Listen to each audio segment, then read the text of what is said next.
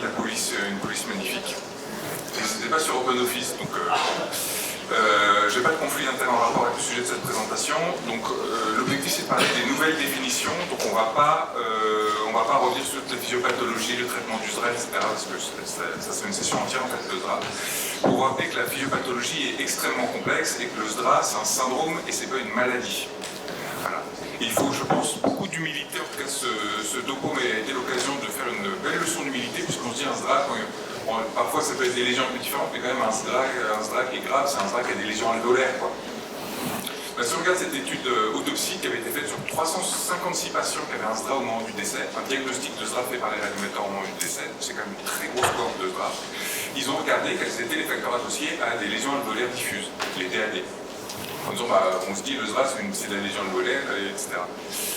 Et donc les seuls facteurs qui sortaient, c'était les 4 cadrans, un P sur F à moins de 100 mm de mercure. Et on voit que les patients qui ont les 4 cadrans blancs avec moins de 100 P sur F, ce qui est quand même un SDRA grave, hein, c'est pas ce qu'on voit tous les jours, il y en a que 66% qui ont des lésions alvéolaires. Donc il faut beaucoup d'humilité sur toutes ces questions de SDRA, de définition du SDRA, parce qu'on ne sait pas exactement ce qu'on définit. Voilà. Le SDRA a été décrit pour la première fois en 1967, donc c'était une définition qui était extrêmement clinique. Le premier vrai score a été fait en 1988. Et puis il était relativement imprécis, et donc il y a une définition qui a été consensuelle, il y a un consensus américain et européen, qui a introduit le concept d'acute lung injury, en particulier qu'avant le SDRA c'était uniquement pour les blessures inférieures de sang, qui a supprimé la référence à la Swan-Ganz avec la PAPO, enfin qui a fait évoluer un petit peu les définitions. Et la dernière définition qu'on avait, c'était la définition de Berlin, où on a supprimé le terme acute lung injury, qui est devenu un SDRA léger. On a rajouté un critère de PEP qui avait sauté entre la définition de 88 et de 94 pour dire qu'il faut que ce soit des patients qui aient une pression expiratoire positive pour dire que c'était un SDRA.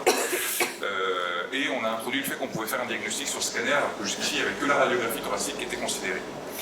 Donc c'est une définition qui a permis de clarifier le début, de préciser les critères radiologiques, et puis qui a abordé aussi la question des facteurs de risque, mais qui stricto sensu ne retenait pas dans la définition. Alors, c'était une nouvelle définition qui, je pense, vraiment correspondait beaucoup plus à la pratique clinique et qui était franchement très bonne. Néanmoins, il y a quand même quelques limites à cette définition, en particulier, est-ce qu'elle est utilisable en vie réelle? Et ça, c'est une analyse ancillaire de l'étude LUNGSEC, donc menée dans 50 pays, 5 continents, 30 000 malades ventilés, enfin, c'est une très grosse étude. Ils avaient identifié une incidence du SDRA de 10% parmi les patients ventilés. Mais ils disaient qu'en fait, il était reconnu qu'on était présent par les cliniciens, en tout cas les cliniciens avaient coché SDRA, alors qu'ils avaient les critères de SDRA à la radiographie, que dans 60% des cas. Et que donc en fait, cette définition ne permettait pas forcément, alors c'était relativement récent, puisque Berlin c'était 2012 et que là c'est une étude qui avait été menée en 2014, ça faisait quand même 2 ans que les critères étaient publiés, et les gens n'arrivaient pas à diagnostiquer sur ces critères le fait que le patient avait un SDRA. Il y a aussi la difficulté des pays en voie de développement, en particulier qui ont amené à cette classification-là, qui est la classification de Kigali, qui est la capitale du Rwanda. Donc j'ai révisé ma géographie, où ils disaient on n'a pas de ventilateur, donc on n'a pas de PEP, puis on n'a pas de gaz du sang, donc on n'a pas de P sur F, et puis en fait on n'a rien, quoi. Et donc ils ont introduit une définition du SDRA qui se basait sur la saturation pulsée en oxygène par rapport à la FiO2. Puis ils n'ont pas de radio non plus. Ils ont échographe. Ça c'est assez intéressant parce que nous les échographes dans les hôpitaux européens sont arrivés après, enfin la diffusion massive échographiste est arrivée après la diffusion massive de la radiographie. Et c'est vraiment l'inverse qu'il y a en Afrique et en Asie où ils ont des échographes de façon majoritaire, mais ils ont très peu d'accès aux moyens radiologiques. Et donc ils ont aussi dit, nous on diagnostique les SDRA sur les lignes B, les condensations, etc. Et donc ils ont proposé cette classification de Kigali. Ils se basaient en particulier sur des papiers comme celui-ci qui montraient qu'en fait, en particulier pour des saturations inférieures à 96%, donc c'est ce qu'on voit sur la figure à droite, et il y avait une relation qui était non linéaire, mais il y avait une relation qui était assez bonne entre le rapport SpO2 sur FiO2, alors à plus ou moins 100 près. Voilà, on est passé, faut pas non plus, mais il y a une relation qui était relativement bonne. Sans impact sur la dose de noradrénaline et sur la pigmentation cutanée, ce qui était plutôt rassurant, en particulier pour le Rwanda où quand même la grande majorité des gens ont une peau avec beaucoup de mélanine. Et ils insistaient vraiment Et vous verrez que c'est important pour la définition qu'on va développer après sur la saturation. Et il disait que c'était beaucoup plus fiable quand la SAT est inférieure à 96. Ce qui est assez logique quand on reprend finalement quand on reprend la courbe de dissociation de l'hémoglobine. Parce que si on a une SAT à 99%, si on a une PaO2 à 150 ou si on a une PaO2 à 100, le P sur F, ça ne sera pas le même. La capacité d'oxygénation du poumon, ça ne sera pas le même. Puisque la saturation n'est pas représentative de la PO2. Donc en fait, il faut se mettre en dessous d'une certaine borne, et ça c'est hyper important dans la définition qui est là-dessus, d'une certaine borne de saturation pour considérer qu'une baisse de SAT est liée à une baisse de PaO2. Et qu'on puisse donc approcher un rapport PaO2 sur FiO2 avec un rapport SPO2 sur FiO2. Bon, donc il y a ces données-là sur la SPO2 et FiO2 qui ont déjà commencé à faire évoluer la mentalité, et puis c'est passé un tout petit truc qui s'appelle le Covid-19, et qui a fait évoluer nos pratiques de prise en charge du SDRA, puisque c'est arrivé quelques années après une autre grosse innovation en médecine qui était l'oxygénothérapie au début. Avec des travaux qui ont décrit pour la première fois qu'on pouvait ventiler, enfin ne pas ventiler justement, et qu'on pouvait oxygéner des SDRA graves avec de l'oxygénothérapie au débit, et que finalement chez ces patients, mais qu'on n'était pas exactement sur les mêmes critères de diagnostic, parce que les patients en OHD, quand on les intubait, quand on les regardait, ils étaient globalement modérés ou sévères, sachant qu'ils étaient classés modérés ou sévères, alors que la définition ne couvrait pas le SDRA non ventilé, donc c'était une extrapolation de la définition du SDRA. Par contre, quand on les intubait, ils s'amélioraient, que ce soit des patients sous VNI ou sous OHD. C'était logique, hein, on recrute du volume, on recrute de l'espacement, et donc on améliore ces patients-là. Et c'est rigolo de voir des SDRA Covid intubés sur le SDRA, et que finalement il y en a une sacrée proportion qui sortait de la définition du SDRA une fois ventilé. Et que donc on était à deux définitions, et que peut-être que la définition qu'on utilisait, c'était pas parfaitement la même. Mais on améliorait leur P sur F, tout en multipliant par 10 ou 20 leur mortalité. Et que donc, en plus, le P sur F, ça ne veut pas dire forcément la même chose, ils ont mis un P sur F, mais en plus, ça ne veut probablement pas dire la même chose sur l'impact du patient, donc c'est peut-être pas les plus sévères. Donc il y a eu beaucoup de discussions là-dessus. Il y a également des travaux qui sont parus entre-temps sur l'utilisation de l'échographe, avec la pertinence diagnostique de l'échographe. Et donc ça, c'est une étude prospective multicentrique, ils ont fait une cohorte de création, de validation, et puis ensuite ils l'ont testé sur l'ensemble des deux cohortes. Donc vous voyez, là, il y a les aires sous la courbe, donc vous voyez tous les petits angles de couleur. Donc soit des cliniciens, des radiologues qui lisent les radios, en bleu, soit des radiologues spécialisés en thoracique qui lisent les scanners en vert. Je vous laisse apprécier la répartition des différents angles, pour vous dire que quand même, encore une fois, beaucoup d'humilité, parce que dans le cadre d'un travail,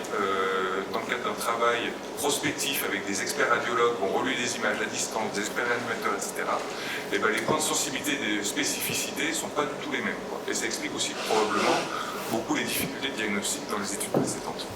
Donc ils ont montré que globalement ça marchait. Alors c'est un petit peu compliqué. Le temps c'est pas le même. Il y a l'échographie du poumon gauche, l'échographie du poumon droit. Alors si on a des condensations des lignes B à gauche, ça vaut 2,5, mais à droite ça vaut 1. Enfin, je vous passe le score qui est un peu complexe, c'est pas il y a de l'infiltrate alvéolaire, oui, non. Et puis l'autre chose qui conceptuellement est arrivée dans le SDRA sur toutes ces années depuis 2012, c'est que finalement on a dit il n'y a pas un SDRA, il y a des SDRA. Et qu'il y a les SDRA en fonction du gamin, mais il y a aussi le SDRA sur une pancréatite ou le SDRA sur une colopathie, il y a aussi le SDRA qui va être focal ou le SDRA qui va être diffus, il y a le SDRA qui va s'associer à une dysfonction endothéliale vasculaire pulmonaire et le SDRA sans dysfonction endothéliale vasculaire pulmonaire. Donc en fait il y a plein de sous-SDRA, et puis même au sein des sous-SDRA anatomiques, on voit qu'ils ont des endotypes biologiques qui sont différents. Et que cette définition ne tenait absolument pas compte de la définition de Bernard, ne tenait absolument pas compte des différents sous-types de SDRA. Et donc tout ça c'est un petit peu, agrégé en disant il y a la SPO2 sur FiO2, qu'est-ce qu'on en fait, et les patients en VS, et l'échographie thoracique, est-ce qu'on peut l'utiliser, etc. Il y a de plus en plus d'auteurs qui ont dit, qu'on commence à faire des éditoriaux, qu'on commence à critiquer la classification de Berlin, en disant il faut qu'on aille plus loin.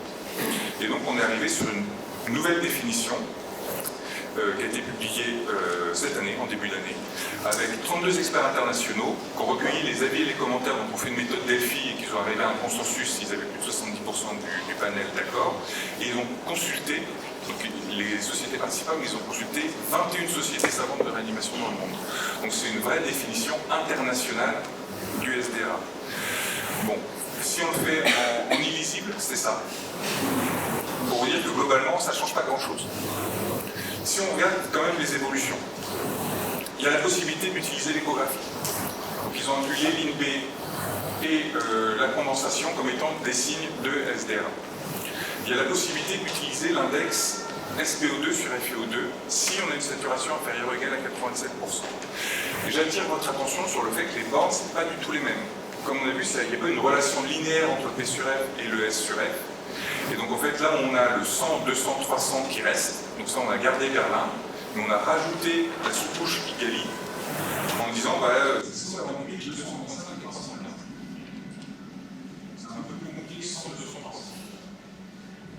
On a introduit la catégorie de Zara non intubé, si les patients les A ou les et on a gardé la possibilité pour les guérir de possibilité de diagnostiquer un Zara sur des critères de SPO2 sur la y compris s'il n'y avait pas de chimiothérapie au début.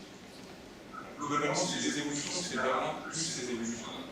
Donc, ils montrent des exemples suivants dans le papier des structures de ma tête, avec deux Zara classiques, une FO205, un PO275, et un 450 avec l'ALAPEF, le classique, Berlin, un Zara.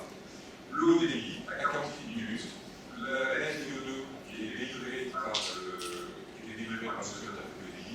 L'objectif d'un débit minimum, c'est pour être sûr que la FiO2 intégrée par la patient soit bien la FiO2 qui est précipite et qui n'a pas de diminution avec le rendement. Donc, nous irons dans la catégorie que ce sera non intubé.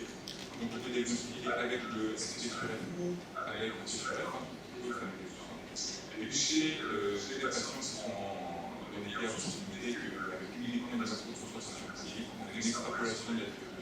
Et on a le droit de considérer ça.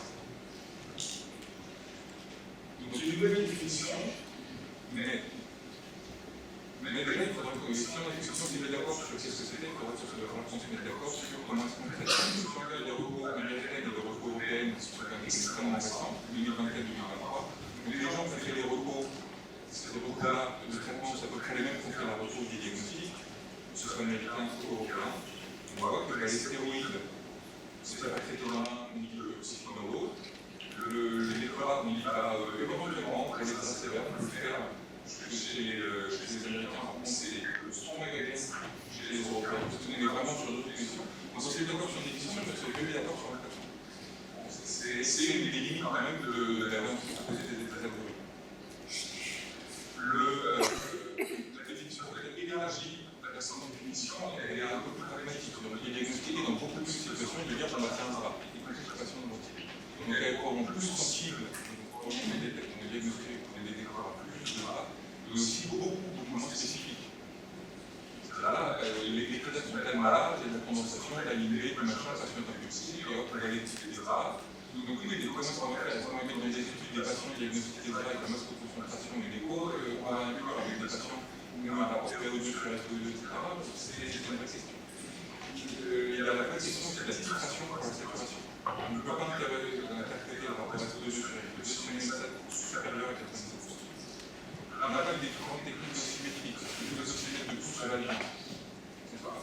La variabilité sur la condensation cutanée, c'est pas. La formation et l'expérience pour les problématiques pulmonaires, c'est ce qu'il faut comme formation. C'est pas. La faisabilité en IRL, de la validité pronostique, c'est pas. Et ça répond absolument pas à la question de phénotype ou de type A. On a dit que c'était un des problèmes, c'est que finalement on met des carottes et des patates, en même temps on dit que c'est des draps, mais il y a des types non différents de type, etc. La définition, elle ne se met pas, elle dit toujours un drap, c'est un poumon hypoxémique. Il y a là. On a gardé les placards, parce qu'il y a aussi la question sur le milieu. Donc en gros, les essentialités de cette nouvelle définition, c'est que, à mon sens, pour nous, ça ne change rien. On a fait beaucoup de bruit pour entendre beaucoup de bruit parce qu'il y a des nouvelles discussions. Et pour nous, ça ne change rien. On est un pays industrialisé, on a accès aux questions facilement, on peut avoir immédiatement, parce que maintenant ça s'appelle de l'électricité. On peut avoir une période sur la cheveux, ou non, on garde ce critère de Berlin. La seule vraie évolution, c'est qu'on a le droit maintenant de dire qu'un OLD c'est un drap, on faisait déjà avant, parce que les OLD. C'est juste qu'on rattrape la pratique avec la définition.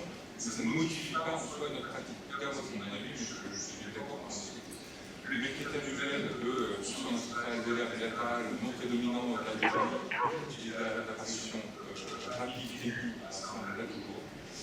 Les seuils de SPO2 sur les FPO2 sont plus complexes. Je pense que ça va être beaucoup plus difficile de faire passer un courant 148, 247, 315 que 100, 200, 300. C'est probablement plus un moyen de mixage suivi que de diagnostic. Typiquement, quand on avait des patients qui étaient un peu limites, qui étaient un peu border des états de mon plus vite, c'est vrai que d'avoir ce moyen d'avoir un rapport exposure sur FPO2, ça aurait pu être pertinent. Ça aurait peut-être eu un intérêt pour les détecter en amont. C'est aussi un intérêt pour eux, c'est des patients à la tête. Voilà, ça serait intéressant de faire des travaux pour dire est-ce que ça permet de réduire les prélèvements artériels chez ces patients-là, et c'est aussi fiable en termes de morbidité, de durée de séjour, est-ce que c'est aussi fiable que de faire 1 ou 2 questions par jour, on a peut-être des séjours pour vérifier les fonctions. Les échographies pulmonaires, il y a de la variabilité à coopérateur.